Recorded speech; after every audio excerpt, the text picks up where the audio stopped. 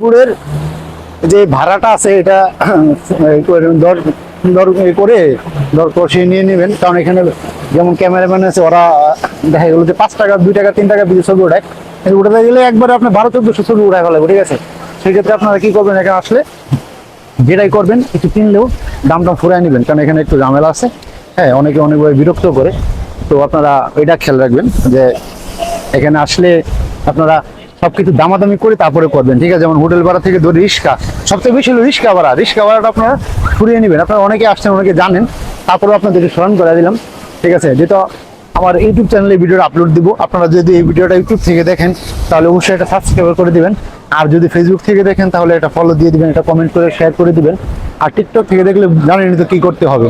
আমি 3টাতেই আমার ভিডিওগুলো আপলোড দিই, তো শর্ট ভিডিও ভাবে আপলোড দিব। আপনারা এখানে আসলে অবশ্যই অন্তত ছবি উঠাইলে ক্ষেত্রে কি দামাদামিটা ফুরাই নেবেন, ঠিক আছে। তবে যত ভালোভাবে দামাদামি আর ফুরাই নেবেন, আর ছবি ওঠানোর আগে যে ক্যামেরাগুলো উঠাবে সেই ক্যামেরা দিয়ে একটা ছবি আগে উঠে স্যাম্পল দেখে নেবেন, ঠিক আছে। তো আশা করি সবাই এই কক্সবাজার আসবেন, এসে ঘুরে যাবেন। কক্সবাজার আসলে মনে হবে, আপনার মনে যদি কষ্ট থাকে তাহলে কষ্টটা নিমিশেই মিশে যাবে, কারণ এই কক্সবাজারের লোকেশনটা এরকম যে আপনার আসলে হচ্ছে ভালো খারাপ লাগা কোনো প্রশ্নই আসে না, ঠিক আছে। অনেক লোকজন আসে এখানে, বছরে যে কত লোক আসে তার কোনো গ্যারান্টি নাই, ঠিক আছে। আজকে আজকে মনে হয় মানুষ কম দেখতেছি, আমি তো প্রায় আসি এখানে, দেখা গেলো 2-1 মাস পরে পরে এখানে আসা হয় আমার অফিসিয়াল কাজে, তো সেক্ষেত্রে আমি এখানে আসছি।